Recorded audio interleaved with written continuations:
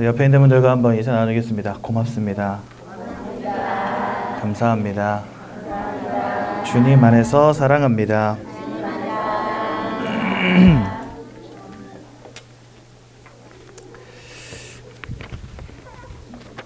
메시지가 비어 있어가지고 제가 살짝 당황을. 우리 마태복음 9장, 원래 오늘 마가복음 1장인데 마태복음 9장 잠시 보겠습니다.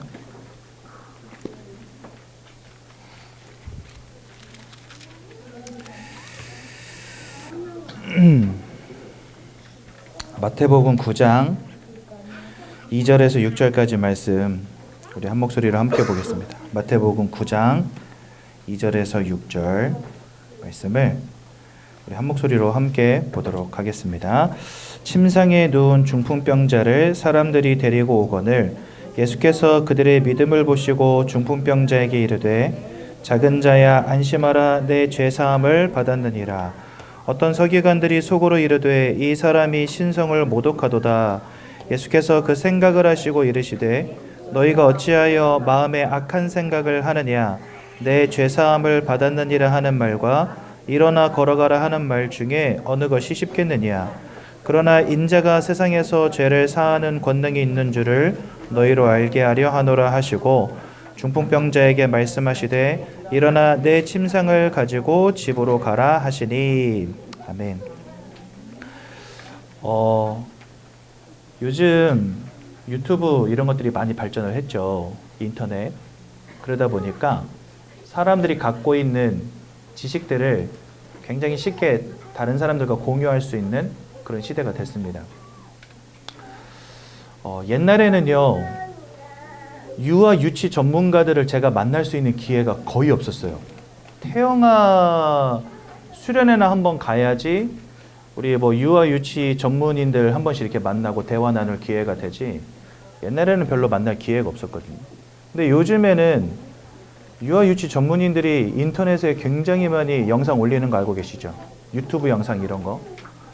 거기에서 굉장히 많이 다루는 주제 중에 하나가 뭐냐니까 어떻게 하면 우리 아이들이 마음의 상처 없이 예쁜 아이로 잘 클 수 있을까?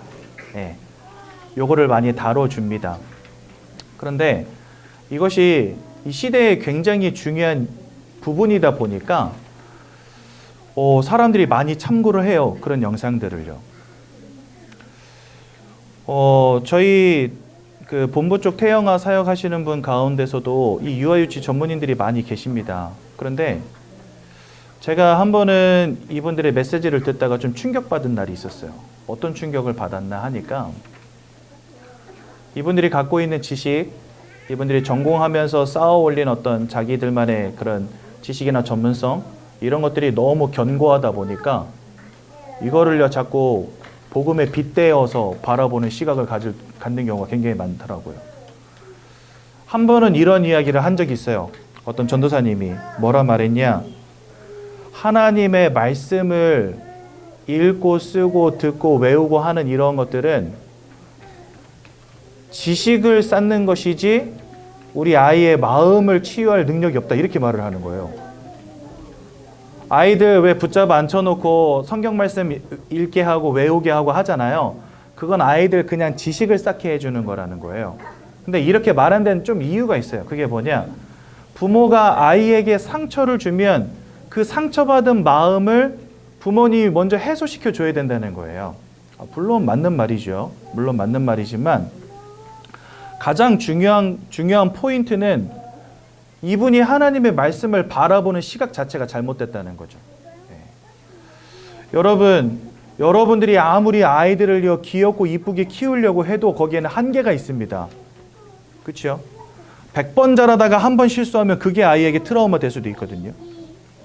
그러면 여러분들, 우리가 그런 거 전전긍긍하면서 유아 유치 쪽으로 공부를 하면서 우리 아이들의 심리를 이해하고 아이들을 잘 대해주고 예쁘게 키워주고 굉장히 중요한 부분이지만 그거보다 더 중요한 걸 놓치면 안 된다는 거죠. 여러분들 오늘 치유에 대한 말씀이 나왔는데 여러분들은 태영아 부모님들이니까 아이들의 마음 치유라고 하는 것에 집중하셔야 되거든요. 거기서 가장 중요한 키가 뭐겠습니까? 다른 게 아니죠. 바로 영적 치유입니다. 얼마나 아이들이 아름다운 마음을 갖느냐, 이게 중요한 게 아니에요, 여러분들. 제일 중요한 것은 아이들의 근본 바탕에 무엇이 들어있는가 하는 것이 중요합니다. 여러분 생각해 보세요. 아이가 공부를 조금 못하잖아요. 그러면요, 좋은 대학 못 가겠죠. 좋은 대학 못 나오잖아요. 평균적으로 볼 때 대기업에 취직할 확률이 많이 떨어지겠죠. 대기업에 취직할 확률이 떨어지면은 평균적으로 볼 때 연봉이 떨어지겠죠. 그럼 연봉이 떨어지면 평균적으로 볼 때 삶의 질도 돈 많이 버는 사람들보다는 떨어지겠죠. 아이가 공부를 못하면 삶의 질이 좀 떨어질 겁니다. 그런데요, 아이가 그 근본에 복음이 없잖아요. 삶의 질이 떨어지는 게 아니고 인생이 무너져요. 아이가 아름다운 마음을 갖는 것도 참 이쁘고 좋은 일인데, 그것 이전에 하나님을 알고 예수 그리스도로 충만해지는 축복 가운데로 들어가지 않으면 그 인생은 실패한다니까요. 그죠? 그래서 여러분들, 우리 부모님들이 어떤 유튜브 이런 거 보시면서 아이들의 심리를 이해하고 하는 그런 시간들을 갖는 것도 굉장히 중요하지만, 여러분들 내가 복음을 깊이 이해하고 자녀들에게 그 복음을 전달하는 것에 정말 많은 시간을 투자하시면서 집중하셔야 된다는 거. 이거 되어지지 않으면 안 됩니다. 오늘 주님이 중풍병자를 치유하셨잖아요. 마태복음 9장에 보니까. 근데 이 중풍병자에게 뭐라고 말하냐니까, 야, 너가 이렇게 가져왔던 그 들것을 가지고 집에 가라, 이렇게 말하면 쉬운데, 주님이 쉬운 방법을 택하지 않고 어려운 방법을 택하세요. 뭐라 말하냐면은 네가 죄사함을 받았다, 이렇게 말을 합니다. 그러니까 주변에 있는 사람들이 저 신성모독이다, 네가 뭔데 죄를 사하냐, 이렇게 말을 하는 거예요. 그러니까 주님이 말씀하시잖아요. 들것을 가지고 가라라는 말과 죄사함을 받았다는 말 둘 중에 뭐가 더 쉽겠냐? 당연히 들것을 가지고 가라는 말이 훨씬 쉽지요. 근데 왜 주님이 네가 죄사함을 받았다라고 말했겠습니까? 거기엔 첫 번째 이유, 주님이 그냥 단순히 병든 자를 고치신 게 아니라 병든 자를 치유하는 데 있어서 가장 중요한 것, 영적 구원으로부터 시작되어진다는 겁니다. 그래서 주님은요, 죄사함을 받았다라고 말씀을 하신 거예요. 근데 이 영적 구원은 두 번째로 보니까 인자에게 사람들의 죄를 사할 권능이 있음을 세상에 알게 하기 위하여 내가 죄사함을 받았다라고 말했다, 이렇게 말씀하셨거든요. 이 영적 구원은 오직 그리스도로 말미암는 것이다 라는 것을 오늘 보여주시는 거예요. 그렇죠? 그러니까 주님은 네가 죄사함을 받았다라고 말씀하시고, 그 죄사함의 권능이 예수 그리스도에게 있다라는 거 오늘 마태복음 9장에서 보여주시는 거예요. 이럴 때 그곳에 우리의 마음의 치유와 육신과 삶의 치유가 이것으로부터 비롯되어진다는 것을 우리에게 보여주시는 거죠. 그래서 그 병자에게 네가 죄사함을 받았다라고 말씀하신 다음에 이제 뭐라 말씀하시죠? 그제서야 들 것을 들고 이제 네가 가라, 이렇게 말씀하십니다. 오늘 우리 모든 태영아 부모님들의 마음속에 우리 자녀를 위해 내가 전달해야 될 것이 무엇인가 한번 고민해 보십시오. 아름답고 이쁘고 착한 아이를 키우는 것도 중요합니다.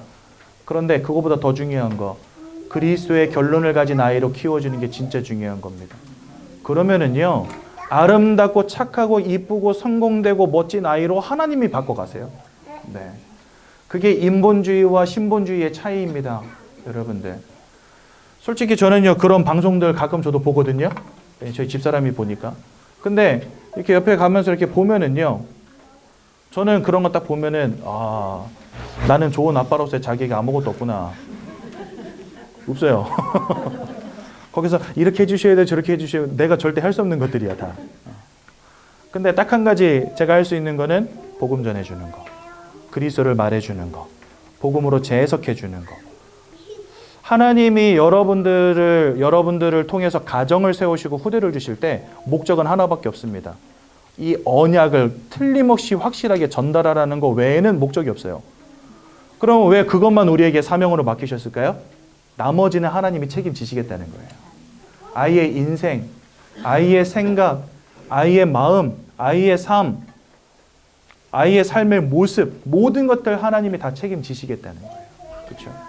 그래서 우리 모든 부모님들의 마음속에 오늘 이 영적 치유라는 단어가 담기시기 바랍니다. 우리 아이의 근본을 바꿔주고 성령으로 충만케 되어지는 인생으로 바꿔줄 때 거기에서부터 인생의 모든 축복이 시작되어지는 것입니다. 그렇죠? 그래서 여러분들 요즘 유튜브는요 진짜 인본주의의 극치입니다. 저 솔직히 말하면은 제일 싫어하는 방송인 중에 하나가 오은영 박사거든요. 왜 싫어하냐? 이분이요 모든 부모님들의 멘토가 돼버렸어요. 아니요, 오은영 박사가 아니고 성경책이 여러분들 멘토여야죠. 그런데 진짜 인본주의의 극치예요, 여러분들. 근데 유튜브가 사실은 부모님들 다 망치고 있어요. 성경 안 보게 만들어요. 우리 자녀들을 바라볼 때 오은영 박사 말을 더 기억하게 만들어요. 여러분 이거 진짜 사단의 어마어마한 전략입니다. 그런 전문인들이 필요치 않다는 게 아닙니다. 분명히 그들이 하는 역할이 있어요. 하지만 하나님이 진짜 이 가정을 통해서 여러분을 통해서 뭐 하길 원하시느냐 하는 것들을 한번 생각해 보시라는 거예요. 그래서 진짜 하나님의 말씀으로 결론 내리시기 바라고 성경에서 답을 찾으시기 바라고 우리 후대들에게 오직 복음만 각인시켜 주시기 바랍니다. 그럼 나머지는 누가 책임지셔요? 하나님이 하십니다.